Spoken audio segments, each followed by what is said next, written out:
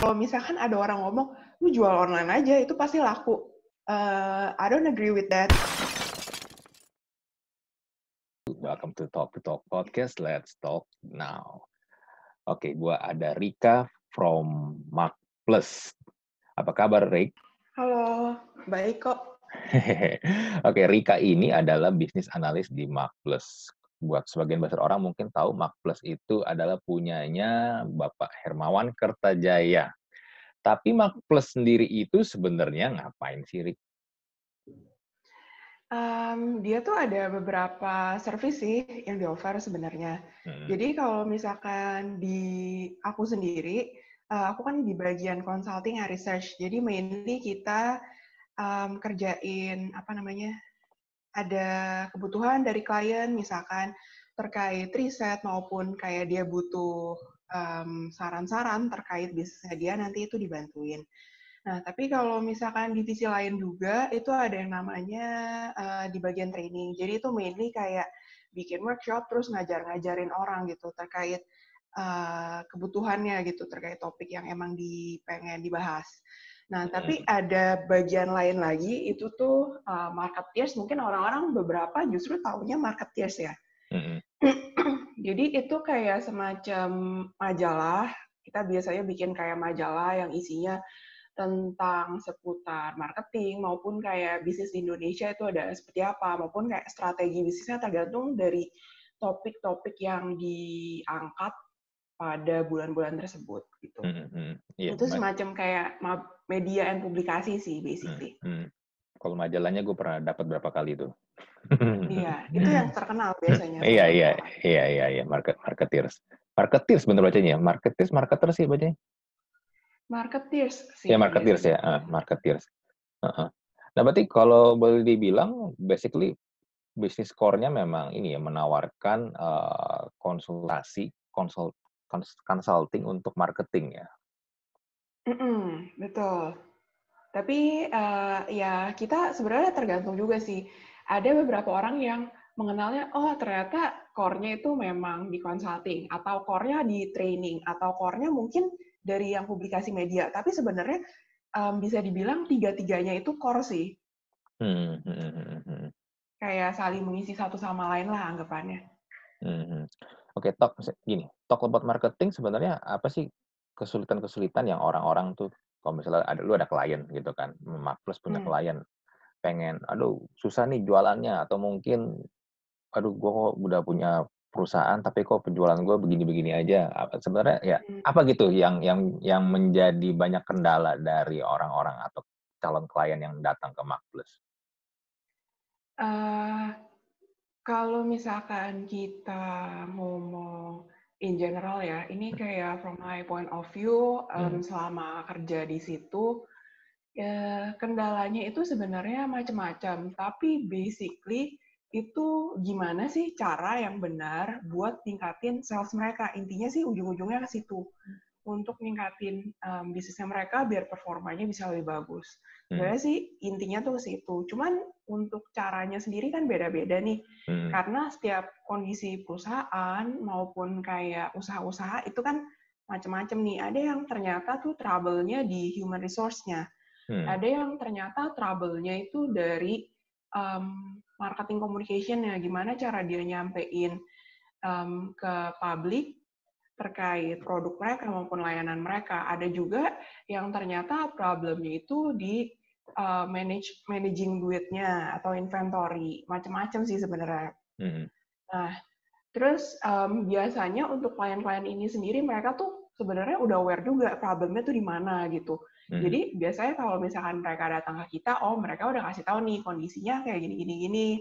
Terus pengen ngebenerinnya kayaknya di sini nih, nanti tolong bantuin kita dong gitu.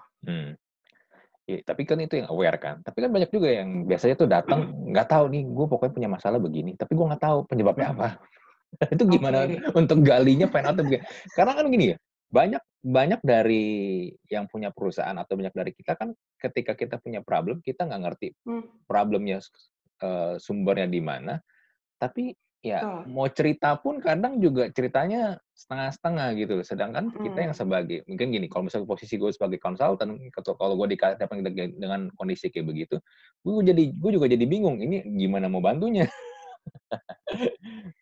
Nah, kalau misalkan kita, biasanya kita akan ajak ngobrol-ngobrol dulu nih, terkait kondisi perusahaannya. Nah, terus, biasanya kayak dari obrolan-obrolan kita itu nanti makin kelihatan nih, kayak kurang lebih tuh sebenarnya bermasalahnya di mana sih, dan apa sebenarnya yang harus ditawarin ke Hmm, mereka. Nah, tapi biasanya itu kebanyakan banget nih yang apa, perusahaan yang nggak tahu problemnya di mana, itu tuh kita gali satu-satu, apa namanya, gali-galinya caranya dengan apa. Kayak misalkan nih dengan pertanyaan-pertanyaan simpel, "Bapak udah punya kayak semacam, pegangan atau kayak semacam positioning yang bisa ditawarin ke pelanggan nggak sih? Atau kayak misalkan dia ada diferensiasi nggak sih mhm, dibandingkan dengan kayak perusahaan lain?" Nah, kalau misalkan dia bisa menjawab itu, berarti anggapannya ya dia udah punya kayak strategi branding ataupun PDB yang jelas. mhm, Nah, berarti oh mungkin masalahnya bukan di situ, dia dia punya kayak positioning, branding sama differentiation itu udah jelas. Mungkin yang lainnya gitu. Nah, kita tanyain dari um, human resource-nya selama ini udah apa aja sih yang dilakuin gitu. mmm, Terus misalkan kayak, ya sales kita tuh udah approach bla bla bla bla bla bla gitu. Tapi nggak tahu juga nih kenapa hasilnya kayak gini. Oh ya udah kita take note dulu nih.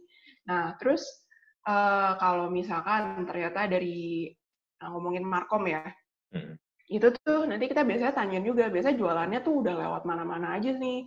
Terus kayak turnover-nya kayak gimana? Kayak maksudnya apa namanya? Salesnya yang masuk dari channel tersebut misalkan seperti apa gitu.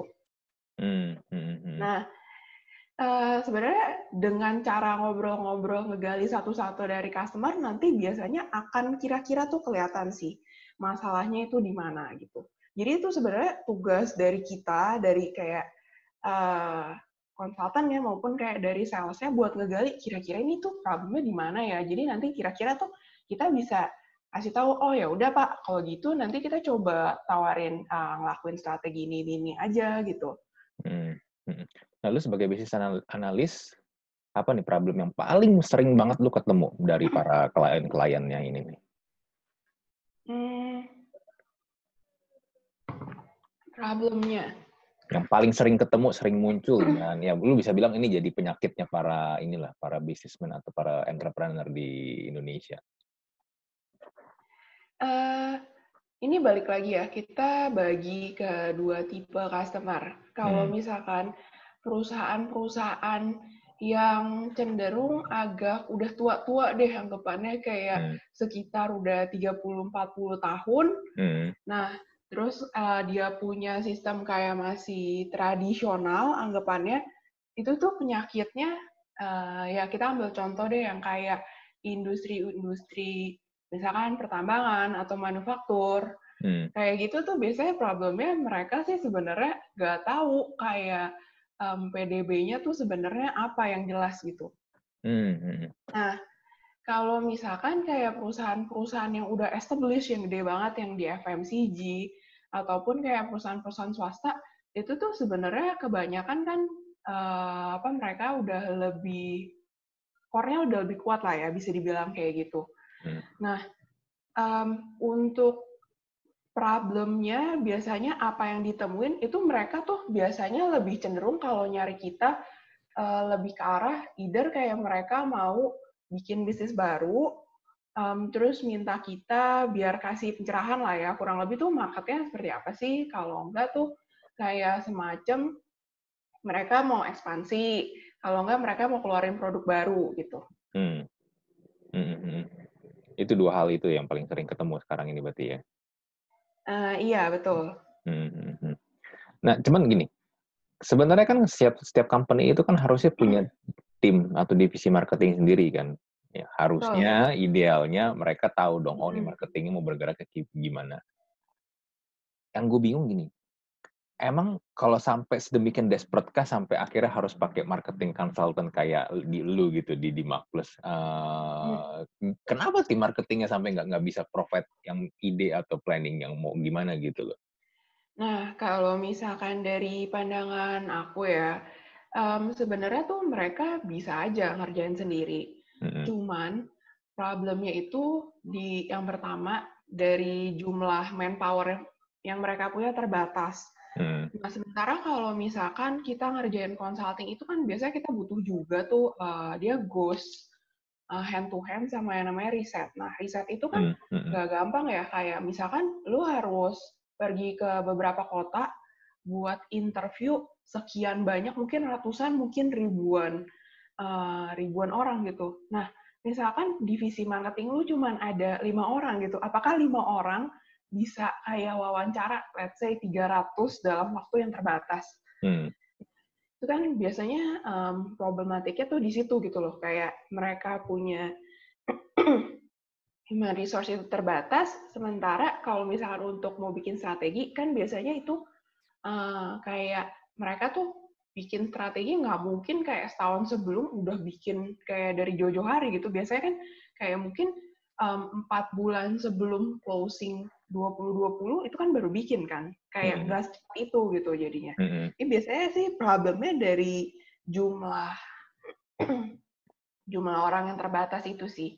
Dan lagi kayak biasanya tuh kenapa sih orang pakai konsultan itu tuh juga karena memang kita kan sudah mengerjakan hal tersebut beberapa kali kan. mhm, Udah kayak bisa dibilang expert lah ya timnya itu di bidang tersebut. Jadi otomatis mungkin apa yang bisa dikerjain sama tim marketing kita bisa kayak tambahin insight-insight baru nih berdasarkan kayak pengalaman dari perusahaan A, B, C, D, E itu kayak begini. Jadi mungkin nanti ini bisa jadi tambahan biar ngebus dari perusahaan lu sendiri kayak gimana nantinya gitu. mhm. Jadi sebenarnya yang lu jual itu memang selain memang consulting-nya, lu juga memang punya yang namanya expertise di situ ya, yang jauh mungkin lebih banyak dibandingkan company-company yang jadi klien lu. Bisa di bisa Mm-mm. bisa di bisa di bisa dibilang kayak gitu ya? Ya bisa Mhm, dibilang. mhm, mhm, mhm. Nah, sekarang ini kan lagi Covid nih, sekarang ini lagi krisis, Mm-mm. semua perusahaan pada ancur-ancuran lah. Nah, Mm-mm. marketing sendiri untuk di kala krisis begini, apalagi Indonesia kuartal ketiga ini lagi-lagi pertumbuhan ekonominya minus ya. Ya, Mm-mm. biarpun belum diumumkan ya kita bisa bilang Indonesia udah masuk resesi lah. Nggak tahu nanti Mm. kuartal 4 bagaimana nih, kalau masih gini juga ya mudah-mudahan sih ada ini ya, bisa ada peningkatan ya. Iya, betul. Nah, di tengah kala krisis seperti ini, marketing yang efektif dan efisien itu kayak gimana sih? Marketing efektif dan efisien. Kalau misalkan kita ngomong secara teori one fits all itu kayaknya nggak ada ya Mhm, sebenarnya. Ini balik lagi tergantung ke nature bisnisnya perusahaan masing-masing dan juga kayak industrinya itu apa sih yang dikerjain gitu. Nah, kalau misalkan dari pengalaman aku sendiri nih, kayak dengerin dari klien maupun kayak dari kerjain beberapa project-project, itu tuh sebenarnya kayak apa ya? Mereka tuh udah bikin beberapa strategi buat survive di selama masa pandemi ini. mhm, Nah, yang paling sering aku telaah lebih lanjut itu let's say kita ngomongnya FMCG gitu deh, iya, yang kayak cukup dekat lah industrinya sama kita kan, kan mhm, kita makan minum tiap hari. mhm, Nah, sebenarnya tuh di awal-awal mungkin cerita dikit ya background-nya. Jadi mungkin di awal-awal tuh banyak yang ngira, oh kita banyak di rumah nih, mungkin konsumsi makanan dan minuman kurang lebih ya ya udah mungkin stay kalau nggak malah meningkat gitu. Oh ternyata pas udah ngeliat dari beberapa perspektif di players-players ya di situ, oh enggak juga loh, ternyata kayak banyak juga perusahaan yang kayak ternyata tuh dia punya sales menurun, even kayak profitnya juga menurun gitu loh. Jadi kayak mereka juga struggling, gimana caranya bisa tetap bertahan di kondisi seperti ini. mhm, Nah, beberapa kayak cara-caranya yang di-share itu sebenarnya gini sih, kayak kan kita sama-sama tahu nih, digitalisasi itu berperan penting banget nih di zaman COVID ini. Nah, salah satunya kan kayak kita sekarang dari Zoom kan ngobrolnya kan. Padahal biasanya mungkin lebih enak ngobrol langsung gitu, atau mungkin biasanya orang lewat WhatsApp gitu. Nah, jadi dari platform-platform nih, misalkan kayak let's say e-commerce, kalau nggak yang kayak Gojek, Grab, ataupun kayak app-app itu kan mulai bermunculan tuh buat ngebantu para bisnis ataupun kayak UMKM supaya masih bisa masarin produknya ke consumer gitu. Jadi sebenarnya tuh kayak banyak juga sih yang dari FMCG itu mulai masukin gencar di e-commerce-nya gitu. Nah, selain masuk dari e-commerce itu sendiri, sebenarnya nggak bisa menentukan bahwa kalau misalkan once lu masuk e-commerce itu bakalan nge-boost sales lu, nggak juga. Nah, tapi ada beberapa poin lain yang nggak kalah pentingnya juga untuk di-combine dengan kayak masuk ke e-commerce ini. Misalkan kita bikin kayak bundling produk, di mana masyarakat Indonesia itu kan sebenarnya demen banget sama yang namanya promo, terus demen banget dikasih yang namanya gratisan apa, gratisan payung, kayak gratisan pouch, atau apapun lah yang inginnya kayak gift gitu. Nah, jadi kayak biasanya itu kayak either dikasih promosi misalkan diskon ataupun kayak bundling produk sehingga kayak harganya nanti murah, itu mungkin akan membuat customer lebih tertarik. Dan juga nggak lupa bahwa sebenarnya tuh interaction dari si perusahaan ke ke pelanggannya itu juga penting gitu. Jadi kayak justru banyak tuh kalau misalkan aku notice di sosmed, misalkan kita lihat saya Instagram lah ya. Kalau misalkan kayak mereka bikin post-post yang kayak ajak ngobrol si konsumennya, justru kayak gue berasa lebih dekat nih, lebih enak gitu kayak sama brand tertentu gitu. Misalkan either dia bikin kayak semacam polling, atau misalkan kayak dia bikin kayak games suruh kita ngejawab, otomatis itu kan kayak gue berasa lebih dekat nih sama dia. Dan juga otomatis itu kayak lebih bisa ningkatin untuk loyalty-nya sih, anggapannya kayak oh ya udah gue balik lagi belanja di dia aja, otomatis kan kayak bisa ningkatin dari sales-nya dia juga kan. Nah, jadi komunikasi ataupun interaksi ke pelanggan itu juga penting. Nah, satu lagi yang gak kalah pentingnya juga sebenarnya, product availability. Jadi kayak kalau misalkan lu belanja nih di suatu tempat, kalau misalkan lu udah pengen beli biskuit A misalkan, biskuit keju gitu. Nah, tapi kalau misalkan datang ke suatu tempat, misalkan minimarket, ataupun kayak lagi belanja di e-commerce gitu, produknya nggak ada, ya kecewa dong, sebel dong. Nah, otomatis jadi kayak ya udah lu belanjanya yang lain, kayak misalnya produk biskuit coklat kayak atau apapun lah itu. Nah, itu kan jadi kayak instead of bikin customer kecewa, ataupun kayak bikin customer oh ya udah barang ini sering nggak ada terus nih, ya udah gue cari yang lain aja lah, daripada bikin kayak gitu kan. Otomatis harusnya tuh kayak perusahaan make sure kayak availability itu ada nih di setiap channelnya. Tapi kayak susahnya itu gimana sih kayak make sure availability itu ada sesuai dengan channel-channel yang dia masukin, dan juga di kota-kota mana aja nih. Nah, itu tuh tugasnya si perusahaan lagi sih, biar tahu kayak SKU mana nih harus gue supply gitu. Tapi kan sebenarnya lucu juga ya kalau dia punya barang, dia produksi barang, tapi barangnya nggak available. Jangan-jangan dia dropshipper lagi. Barangnya nggak ada, tapi dia cuma di display doang. Tapi ternyata dia nggak punya stoknya. Nah, kalau misalkan di e-commerce mungkin kita agak jarang nemu ya yang kayak gitu ya. Yang sering ketemu nih, ini kejadian based on my experience gitu. Jadi gue tuh pernah beberapa kali pengen beli suatu produk X lah, produk minuman X. Kita nggak sebut nama brandnya ya. Jadi lagi pengen minum itu gitu loh. Nah, tapi kayak beberapa kali datang ke Indomaret A, Indomaret B, Indomaret C, maupun kayak Alfamart A, B, C tuh agak nemu-nemu. Aduh, udah sebelah. Sampai kayak gue mikir, apa jangan-jangan produk ini discontinue lagi ya, udah nggak ada di pasaran gitu loh. Ya udahlah ya, kayak ya cari yang lain aja lah, pengen minum apapun yang ada available lah kira-kira di situ. Nah, sampai akhirnya kayak pas gue ke supermarket, ternyata lihat, wah ini ada nih ternyata minumannya. Gue sampai mikir sendiri, lah kenapa? Padahal orang-orang kayak zaman sekarang tuh banyak banget loh yang kayak beli di minimarket. Kan soalnya dekat rumah kan. Betul. Supermarket itu kan biasanya cenderung Ke jauh kan dari mall. rumah. Gue sampai mikir, loh kenapa nggak di stok ya di minimarket gitu loh. Kayak kenapa gue harus semuanya di supermarket? Apakah kayak dia punya channel distribution-nya udah beda, tapi aneh aja sih kayak sebenarnya.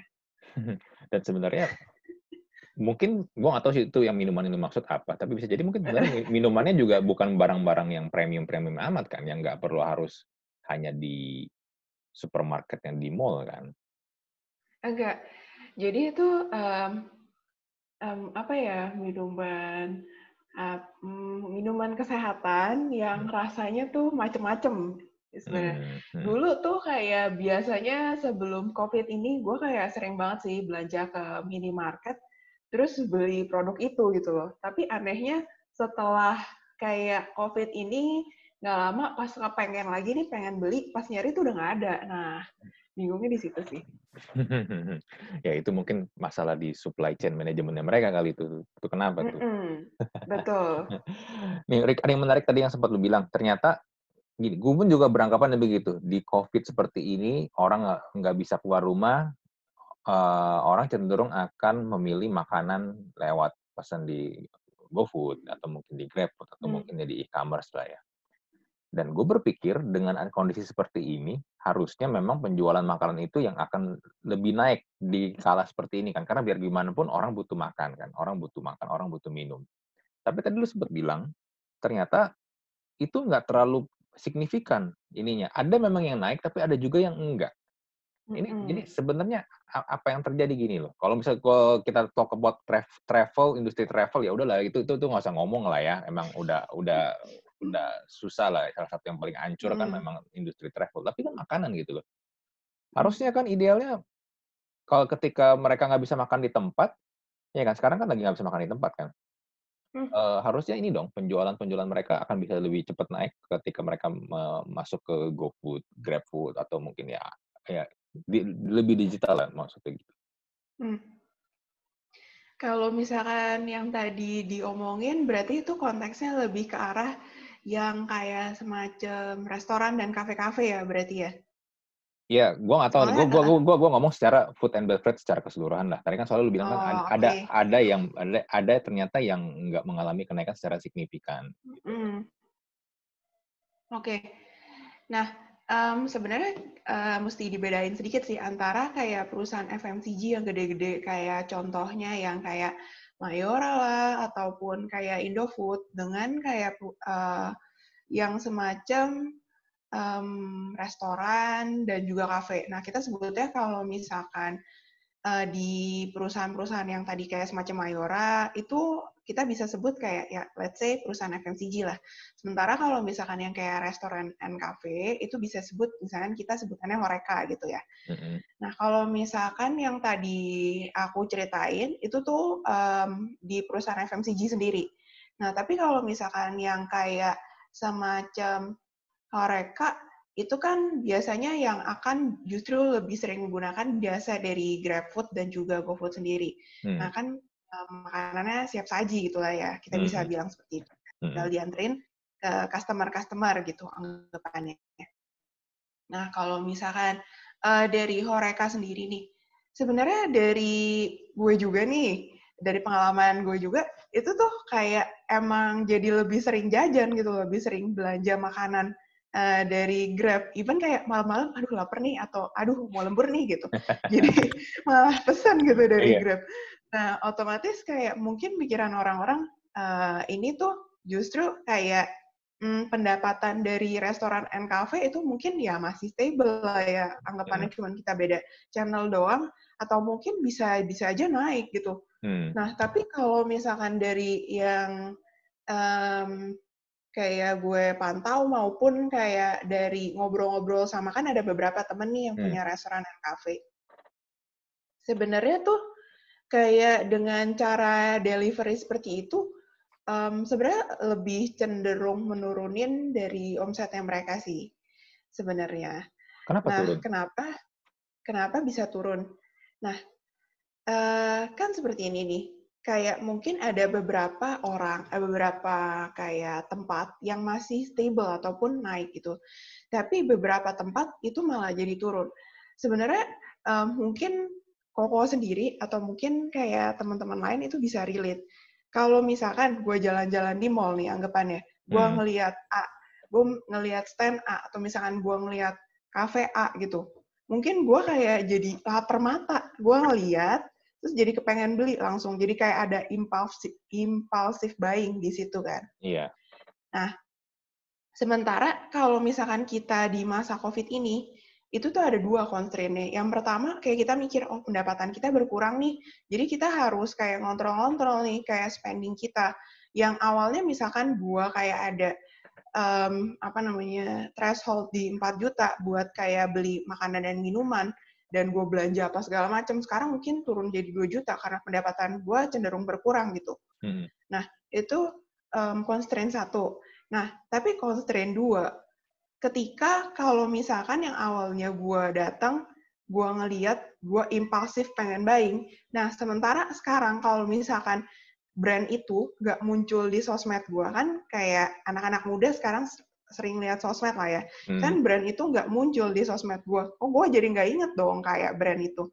Nah, otomatis kayak impulsive buying ini nggak akan muncul ketika brand itu ataupun produk itu nggak diingetin lagi ke gue gitu loh. Jadi yang kayak orang-orang, spending orang-orang yang awalnya tuh pengen impulsive buying itu tuh jadi cenderung berkurang gitu loh anggapannya. Jadi ya bisa dibilang karena dua faktor itu sebenarnya penjualan makanan pun nggak naik-naik amat ya, walaupun ada juga sebagian besar yang bilang dan beranggapan harusnya makanan mah fine-fine aja, malah penjualannya lebih naik. It depends again. Kalau misalkan yang kayak namanya awalnya dia buka restoran dan kafe maupun kayak stand-stand di mall-mall, itu sih sepertinya memang lebih cenderung turun. Akan tetapi kalau misalkan yang kayak dia cuman online base, yang kayak jualan makanan minuman di online aja, apalagi banyak banget kan ya yang sekarang tuh justru jadi buka bisnis sampingan, jualan makanan, itu mungkin aja jadi bisa naik sih penjualannya. Jadi balik lagi sih tergantung ke dari scale si bisnisnya itu juga gitu loh. Justru kalau dari yang tadi lu bilang, justru restoran-restoran atau mungkin kafe-kafe yang udah punya tempat offline dan ya udah settle tempatnya, justru yang lebih struggle ya untuk menaikkan sales-nya ya. Karena kan karena balik lagi sih tergantung kayak dari dia sebelumnya apakah sudah ada presence online-nya. Nah, kalau misalkan kayak dia udah punya presence online dan orang-orang juga banyak yang beli dari situ, nah otomatis ya nggak masalah gitu ya, kurang lebih kayak bakalan ya udah orang yang udah sebelumnya belanja di situ ya balik lagi gitu loh. Tapi kalau misalkan kayak dia belum punya presence online, nah otomatis dia kayak harus introduce lagi dong, produk gue ini nih kalau yang ada di online gitu loh. Dan juga kayak gue bisa belanjanya tuh di A, B, C, D, E gitu. Jadi harus educate lagi anggapannya. Jadi kayak dia starting lagi yang awalnya kayak mungkin offline itu udah nge-boom banget, sementara di online dia kayak harus mulai agak dari bawah buat kayak mencapai penjualan dia yang di offline gitu anggapannya. Nah, talk about online. Segampang itu nggak sih memang orang shifting dari offline ke online? Karena kan kalau tiap kali orang ngomong, wah yang penting lu online sekarang, yang online lebih bisa survive, yang online begini begini begini. Tapi kan gini loh, talk about online tadi juga lu sempat mention juga yang namanya lu udah masuk digital, sosial media lah, we talk about social media. Misalnya lu kayak di Instagram lu bisa taruh ads kan, lu bisa taruh iklan Mhm. atau mungkin juga lu post sendiri, ya organik, ya kan. Tapi kan Instagram itu atau Facebook atau Twitter atau apapun itu sosial media kan, itu kan cepet banget, Rick. Gini loh, Mhm. orang scroll gini, misalnya tiba-tiba ya itu apa postingan lu atau iklan lu nongol. Tapi kan orang scroll itu kan cepet kan. Paling cuma 2 detik, 3 detik, habis itu lu hilang gitu loh. Sedangkan lu bingung, lu masih baru dan lu mau masuk ke online. Gimana caranya lu bisa dapetin attraction dari calon customer lu, dari orang-orang? Ya, gua nggak bilang ini hanya produk yang masih baru ya, kadang-kadang produk lama pun juga struggle untuk melakukan itu. Karena ya Mhm. orang selalu bilang, "Yang penting lu online aja." Tapi kan ya online nggak segampang itu kan, sebenarnya kan. Betul, Kalau kalau gua setuju. bilang kalau gue berbicara di tahun 2009 ketika zaman belum ada e-commerce Tokopedia seperti sekarang, dulu gue udah melakukan digitalisasi gitu dari 2009, gue Mhm. banyak menjual melalui online, itu gampang. Lu taruh, nggak lama Mhm. orang akan cari lu, orang Mhm. hubungin lu. Sekarang lu taruh barang, lu masih baru, sepi, nggak Agree, agree. nggak ada yang hubungin lu, nggak ada yang kontak lu gitu. Iya, Ibaratnya kayak exactly. kayak lu buka toko di ITC tapi lu buka di pojokan, nggak ada yang lewat, Bener, iya kan? heeh, iya, setuju banget sih. Hmm. Jadi sekarang tuh kalau misalkan ada orang ngomong, "Lu jual online aja, itu pasti laku." I don't agree with that gitu loh, kayak banyak banget kayak usaha-usaha yang harus dilakuin biar make sure online itu jalan gitu loh. Hmm. Jadi sebenarnya tuh kayak yang awalnya misalkan, dia tuh perusahaannya ataupun kayak bisnisnya offline base mau convert ke online, itu tuh itu juga merupakan suatu, apa ya, anggapannya usaha juga yang harus dilakuin gitu loh. Hmm. Sekarang tuh serba susah sih bisa dibilang tuh. Kalau misalkan nggak masuk online itu salah, ntar dikatain kayak lu ketinggalan zaman, padahal kayak anak-anak zaman sekarang, apalagi yang kayak generasi muda kita gitu kan, expect semuanya udah ada online gitu loh, biar mempermudah hidup kita. Betul. Nah, sementara kalau misalkan masuk ke online-nya, itu juga kayak nggak menjamin bahwa kayak sales lu bahkan ke-boost gitu loh. Dan gue juga setuju sih, tadi yang kok Andri bilang, bahwa kalau zaman dulu tuh kayak, gue juga udah jualan di online shop sih sebenarnya dari masih SMA tuh tahun-tahun 2009, 2010 kali ya, itu tuh jualan apapun tuh kayak laku, mulai dari barang bekas, komik, apapun, itu jauh lebih gampang gitu loh. Orang justru yang nyari lu, karena kayak competition di situ tuh masih belum terlalu banyak lah ya yang online. Hmm. Nah Hmm. sekarang tuh kayak, gue juga sendiri kayak jualan di secara sosmed gitu ya.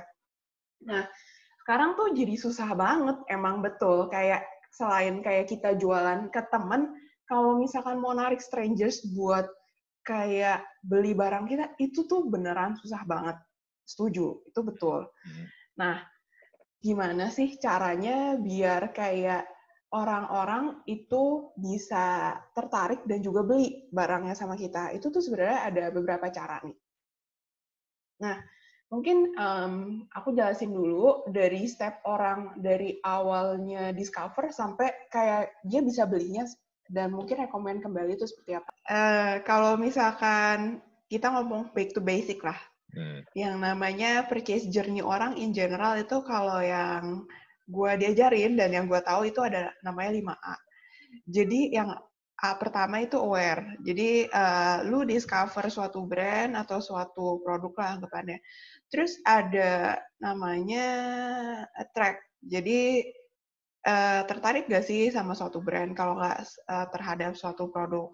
Nah, abis itu ada yang namanya as. Jadi as itu lu penasaran nih kayak, oh setelah tertarik, penasaran lebih lanjut terhadap brand tersebut, otomatis jadi mungkin cari-cari informasinya di internet atau dimanapun itulah. Hmm. Nah, yang selanjutnya itu ada yang namanya act. Jadi kayak lu do on something gitu loh. Misalkan either, biasa sih purchase ya anggapannya. Hmm. Beli berarti, beli barang tersebut. Hmm. Nah, abis itu terakhir ada yang namanya advocate. Jadi itu kayak setelah beli kan orang mungkin rekomendasiin gitu loh. Atau Hmm. mungkin ya udah you keep it for yourself gitu loh. Hmm. Nah, Konsep ini sih sebenarnya balik lagi sih dipakai di online itu juga ya biasanya bisa aja gitu loh. Jadi kayak misalkan gue nih UMKM jualan brand gitu. Anggapannya orang kalau misalkan nggak aware sama gue, otomatis dia nggak bakalan beli dong. Gimana dia beli karena dia aja nggak tahu gitu loh. Jadi kayak kita harus make sure kayak orang-orang itu aware dulu sama existence dari brand kita. Nah, itu caranya gimana? Ini kita combine sedikit ya sama pengalaman dari jualan online shop gue nih. Nah, jadi Ya nggak apa-apa. Menurut gue justru dari pengalaman pribadi itu jauh lebih dapet, lebih power. iya betul, setuju sih. Nah, jadi tuh kayak eh, gimana cara orang biar bisa aware sama brand kita tuh? Kalau gue dari pendapat gue itu caranya tuh ada beberapa cara. Misalkan either kayak lu boost ads gitu, jadi kayak di apa namanya di sosmed orang, either Facebook ya, atau Instagram itu ntar kayak dia bisa nemu gitu loh tentang brand lo gitu loh, dan juga kayak ngeliat produknya kan. Nah, tapi itu conversion-nya mungkin ya udah lah ya, kayak yang tadi Ko Andri bilang gitu loh, mungkin orangnya cuma lihat 2-3 detik, lama-lama skip, nggak peduli gitu. Tapi ketika kayak ada ads itu berulang kali dan kayak dikemas dengan kayak iklan yang bagus gitu, misalkan kayak lucu nih background-nya atau kayak ada special atau unik dari produk, otomatis kan orang jadi kayak lebih notice gitu loh dari ads yang lewat cuman bentar gitu. Nah, ketika kayak diulangin beberapa kali, ya otomatis kan orang lama-lama jadi aware juga kan. Nah, selain itu bisa juga dengan caranya kayak biar orang tertariknya itu dari giveaway. Nah, jadi apparently tuh kayak giveaway benar-benar kayak gue ngerasa tuh kalau misalkan apalagi buat brand-brand yang UMKM baru banget yang lewat sosmed gitu jualannya. Itu tuh kayak orang yang awalnya kayak nggak tertarik mungkin atau kayak nggak peduli, jadi satu aware dan juga dua tertarik mau nge-swipe lu punya profile gitu loh. Nah, karena balik lagi kan otomatis kayak orang-orang Indonesia siapa sih yang nggak suka sama gratisan gitu loh. Lagi kan giveaway kayak kasih sesuatu yang gratis. Jadi itu kayak satu aware, dua attract-nya juga dapet gitu loh. Oke. Nah, kalau misalkan buat aware attract sih mungkin kalau kita ngomong dari segi online, gue sih pikirannya itu ya. Nah, tapi yang susahnya itu gimana cara bikin orang apa namanya dari tertarik sampai penasaran terus beli nih produk kita. Yang susahnya kan eventually kita kan pedulinya tuh gimana orang biar beli gitu kan. Betul. Percuma orang Nah, attract, orang nge-like, orang komen di ini lu, tapi nggak iya beli. betul. Betul. Sama aja bohong kan kayak buang-buang duit doang kalau misalkan lu keluarin cost buat FB Ads lah atau IG Ads gitu kan. Nah, kalau yang dari gue notice itu ada beberapa poin sih yang cukup penting biar orang itu bisa akhirnya ngebeli. Yang pertama, semua informasi yang dibutuhin terkait produk itu ataupun kayak kelebihan brand lu itu harus dicantumin di kayak profile kayak ataupun kayak di e-commerce ataupun kayak kita ngomong online channel lainnya gitu loh. Kayak misalkan let's say Instagram. Instagram mungkin orang beberapa tuh mikir bahwa cuman ya udah ini tempat buat taruh katalog produk gue aja gitu loh. Nggak perlu lah informasi lengkap banget di sini. Ya orang bisa go to my website gitu loh buat melihat lebih lanjut tentang semuanya. Tapi kalau misalnya dipikir-pikir lagi, orang-orang tuh satu, kalau yang gue notice, males baca, males kayak effort lebih buat kayak tahu lebih lanjut. Jadi sebisa mungkin kalau misalkan bisa tuh ya, kita mempermudah sesuatu yang kayak jadi bikin mereka gampang lah intinya. Kayak kalau misalkan bisa nih ya, di Instagram contohnya, kayak ya masukin lah, kan sekarang udah ada highlights tuh yang dots itu, ya masukin lah kayak sekilas kayak about your brand, kayak kenapa lu tuh lebih bagus daripada brand-brand lain, kenapa tuh kayak intinya lu tuh harus ngebeli barang dari gue gitu loh. Nah, masukin juga ya kayak menu gitu, misalkan untuk makanan minuman gitu, misalkan masukin aja menu gitu loh. kan biasanya kalau misalkan makanan minuman nggak mungkin sampai banyaknya kayak kita bisa mau scroll sampai 30 page gitu kan, kayak agak nggak mungkin gitu loh. Jadi kayak sebisa mungkin ya bikin aja gitu story highlight di atas gitu, masukin tentang produknya apa, terus udah gitu harganya tuh berapa. Jadi otomatis kayak orang oh ya udah gue mau belinya ini. Terus jangan lupa juga kayak channel apa namanya kontaknya itu harus dicantumin juga di bagian atas lah ya kan biasanya kita tuh ada link ya. Sekarang tuh banyak banget yang pakai Linktree anggapannya. Jadi tuh kayak bisa langsung diklik ngedirect kita buat ke WA lah atau misalkan ke Tokped ataupun kayak channel-channel lain yang kayak orang itu bisa ngebeli dari tempat tersebut gitu loh. Iya, setuju. Itu juga harus disediain. Nah, selain dari ketersediaan informasi-informasi tersebut, nggak kalah penting juga dari kualitas konten dan juga kayak visual yang lu kasih di situ. Nah, kalau misalkan kita ngebandingin ya dua brand, sebenarnya tuh produknya tuh sama-sama oke, sama-sama enak gitu loh. Dan juga misalkan produknya tuh sama. Misalkan kayak jualan jus gitu ya, anggapannya. Nah, tapi brand yang A itu foto-fotonya tuh bagus gitu loh. Tapi yang brand B, foto-fotonya tuh kayak ya asal foto lah ya, kurang bagus gitu anggapannya. Otomatis kan orang pasti ngebelinya yang A, karena apa yang dilihat, oh ya udah mungkin gue dapetnya juga menarik gitu loh, kayak gitu. Jadi kayak dari visualnya harus bagus, dari fotonya itu harus bagus, dan juga harus ada kontennya gitu loh. Misalnya harus ada cerita di balik dari foto tersebut gitu. Jangan cuman kayak hard selling aja gitu loh. Kayak, iya ini bagus untuk kesehatan dengan benefit A, B, C, D, ayo beli sekarang, harga sekian. Kalau misalkan di setiap foto lu kayak begitu, terus orang lama-lama bosen juga lah ya ngelihatnya. Nah, jadi bagusnya itu harus ada cerita tuh dari foto-foto yang di post tersebut. Misalkan lu ambil dari cerita customer A nih, kayak begini nih orangnya, dan dia kayak menggunakan produk kita, misalkan dia bisa turun nih berat badannya itu, masukin lah kayak cerita customer. Dan juga misalkan ada cerita lain nih, kan lagi contohnya aja ya, misalkan mau ngepost satu foto, ini kan sekarang lagi hujan nih. Nah, mungkin kita bisa sambil kontennya itu dibuat, ya nih lagi hujan dan lagi kayak waktu weekend nih sama keluarga, kenapa enggak nih minum sesuatu yang segar-segar yang bisa membuat lo kayak lebih erat lagi dan lebih erat lagi dengan keluarga, contohnya kayak gitu. Nah, itu jadinya kayak ya hard sell dan soft sell itu mesti digabung sih. Gitu.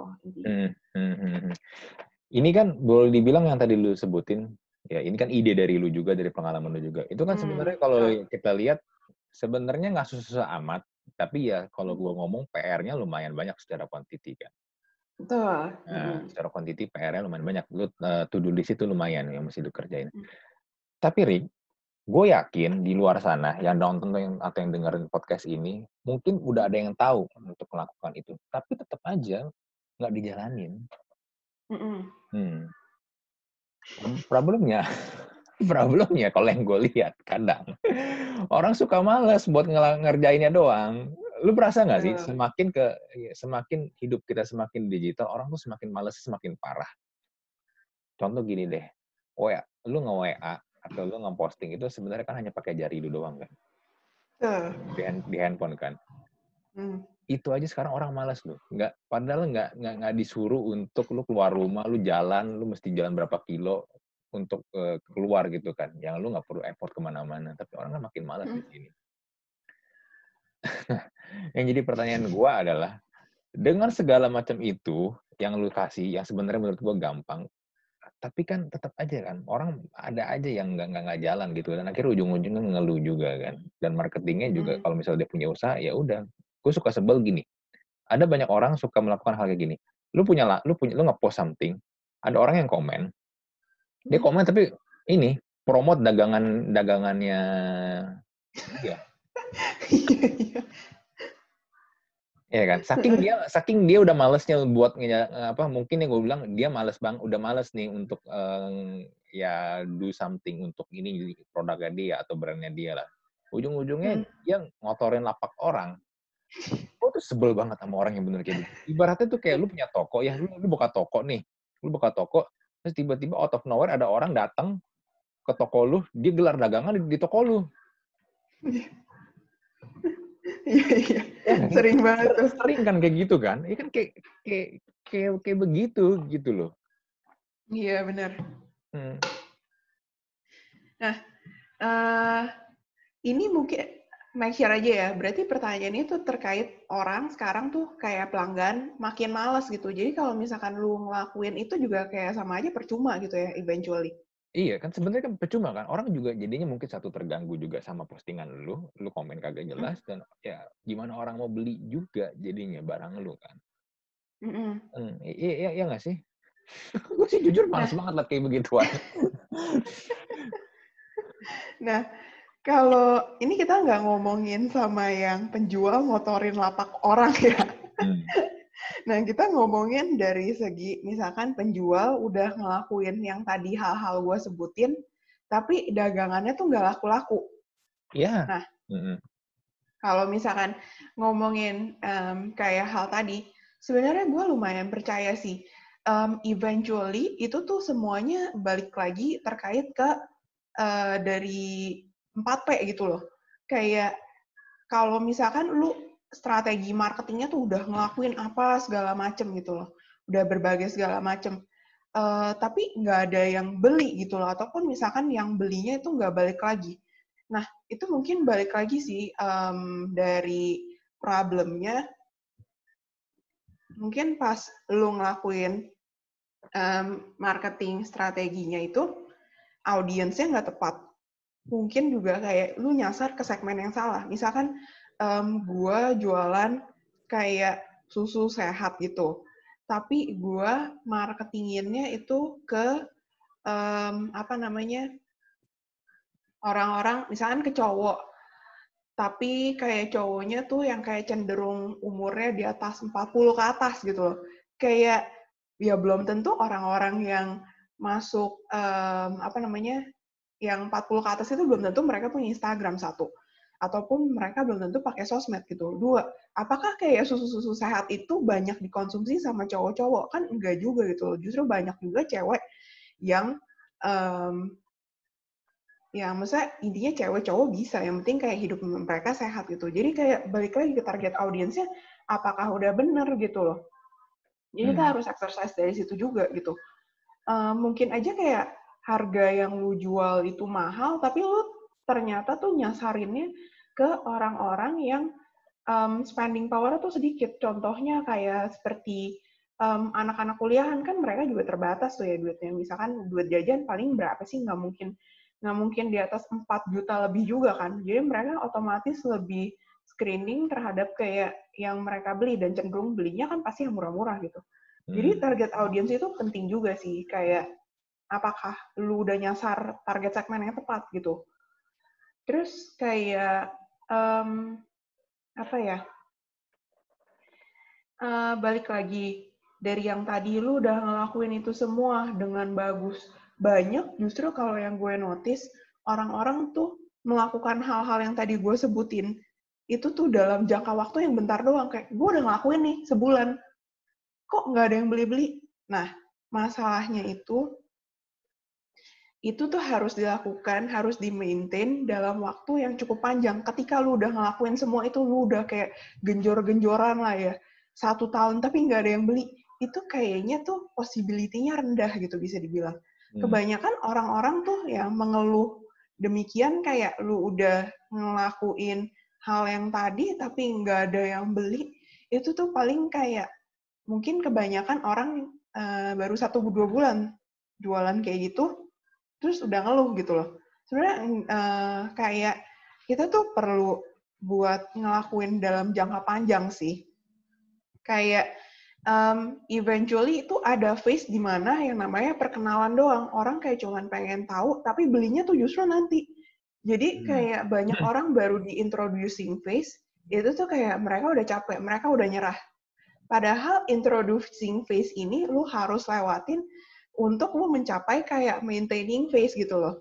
Hmm. Jadi maintaining phase-nya ini kayak lu harus melakukan hal tersebut, misalkan let's say kayak for another 6 months gitu. Jadi kayak lu ngelakuin hal yang sama, misalkan setengah tahun ataupun 9 bulan. Eventually orang itu pasti bakalan beli kok gitu. Jangan lupa kekuatan dari influencer ya, dari kalau misalkan di digital itu. Jadi kayak kebanyakan kalau ketika kita endorse, mana mungkin sih kayak misalkan kita endorse 10 orang gitu loh. Masa nggak ada sih satu orang yang beli gitu, yang beli atau coba produk kita. Pasti ada kok gitu loh. Nah, ketika kayak misalkan udah dibeli misalnya udah dibeli lagi, iya, udah dibeli beberapa kali nih. Terus udah gitu, gimana caranya orang itu bisa jadi loyal customer kita, existing customer kita yang bisa beli lagi gitu. Itu akan tergantung lagi ke produknya. Nah, kalau misalkan produk gua ternyata nggak enak nih, kayak ya udah B aja, padahal kayak orang tuh banyak yang tertarik di awal. Nah, otomatis kayak ya dia nggak akan beli lagi karena produknya sendiri bermasalah gitu. Nah, jadi make sure ketika kayak lu melakukan marketing inisiatif tadi yang di awal, produk lu juga kayak bagus tuh, produk lu juga enak. Jadi otomatis kayak orang nantinya bakalan ngebeli lagi eventually gitu. Ya, jadi kalau kayak gitu kan sebenarnya banyak faktor yang memang pengaruh dengan marketing plan lu kan. Dan tadi kayak juga lu bilang, ini bukan hanya plan 1 bulan atau 2 bulan. Iya kan? Betul. Ya, but in fact, kenyataannya banyak orang yang baru ngejalanin sebulan 2 bulan, ngelihat ini nggak terlalu jalan, ya mungkin ada yang ngejual, tapi ketika Tapi itu sedikit. sedikit, nggak sesuai dengan ekspektasi dia, akhirnya dia nyerah. Betul. Sampai akhirnya mungkin pakai desperate, sampai saking desperate-nya ngotorin lapak orang, kayak tadi yang gue bilang. Bener. Dan ujung-ujungnya akhirnya nyerah, nggak dilanjutin. Nah, mungkin gue tambahin sedikit ya dari yang tadi udah diomongin. Somehow kayak penting sih bagi kita buat selain start itu penting, tapi maintain itu juga penting sih. Jangan kayak jangan gampang nyerah gitu loh. Kayak kalau misalkan lu udah baru 1-2 bulan nyerah, ya eventually lu jualan apapun juga nggak akan ada yang kayak bagus nantinya. Kan face orang tuh beda-beda ya. Kayak even mungkin ko Andri juga atau kayak teman-teman lain udah pernah dengar nih ceritanya si Aqua gitu. Yang si foundernya Aqua. Jadi tuh awal-awal 5 tahun pertama tuh dia struggling, kayak nggak gitu banyak lah anggapannya yang beli produknya dia, dan bahkan banyak yang ngetawain dia punya produk gitu. Zaman-zaman dulu kan orang biasanya masak air kan, nggak butuh kayak beli air kemasan kayak begitu gitu loh. Tapi eventually setelah dia coba 5 tahun ke atas, itu kan akhirnya baru mulai laku tuh ya, dia punya produk. Jadi kayak satu, inovasi produk itu penting. Terus dua, jangan cepat nyerah sih.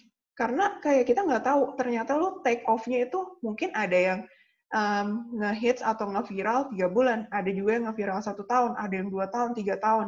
Ya timingnya orang beda-beda sih. Ya gue setuju, timing orang tuh beda-beda. Dan kalau kita bisa pakai contoh yang udah sukses, contoh misalnya kayak even selevel Steve Jobs pun, dia kan Apple itu baru benar-benar bisa naik banget, namanya terkenal banget kan ketika dia masuk usia 40-an kan. Nah, iya Kan, betul. walaupun dia start Apple dari dia masih muda banget ya.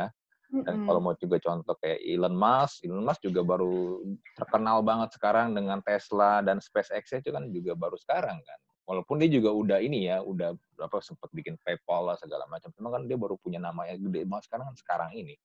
Ya itu bener banget sih. Timing orang beda-beda. Tapi back again, banyak orang nggak sabar, Rik. Tuh, apalagi anak-anak muda nih yang generasi milenial. Banyak yang nggak sabar, maunya tuh semuanya serba cepat, instan, praktis, mudah. Tapi nggak ada yang kayak gitu masalahnya. Iya bener. Lagi bisnis ya. Iya, gue selalu percaya dan gue selalu ngobrol sama teman gue selalu bilang gini. Bisnis itu kayak lari maraton, bukan lari sprint sih. Kalau lu sprint, lari 100 meter lu bakal tahu hasilnya kan, lu finish atau enggak. Tapi Mhm, kalau maraton kan tuh larinya jauh, 40 kilo lebih, yang sebenarnya yang dibutuhkan tuh stamina sih. mhm. Mhm, Betul, setuju sih.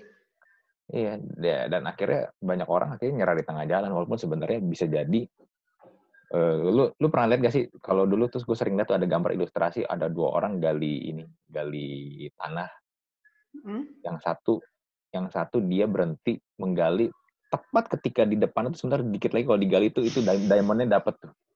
Oh. Diamond-nya dapet. Tapi ada satu orang lagi dia gali terus sampai akhirnya bener-bener itu dia gali terus sampai akhirnya diamond-nya dapet. Jadi yang satu udah pergi ketika ininya lapisan tanahnya tinggal dikit, diamond-nya udah di depan mata dia, tapi dia nggak tahu akhirnya dia cabut. Yang satu lagi dia terus jalan sampai akhirnya tanahnya habis dan dia lihat diamond-nya. Hmm. Hmm. Nggak pernah lihat sih ilustrasinya, Iya, itu gue tapi sering kebayang lah. gue pernah lihat ilustrasi kayak gitu dan ya gue believe memang lu memang harus persisten dan memang timing orang tuh beda-beda dan ketika lu dapet timingnya ya you will see the diamond.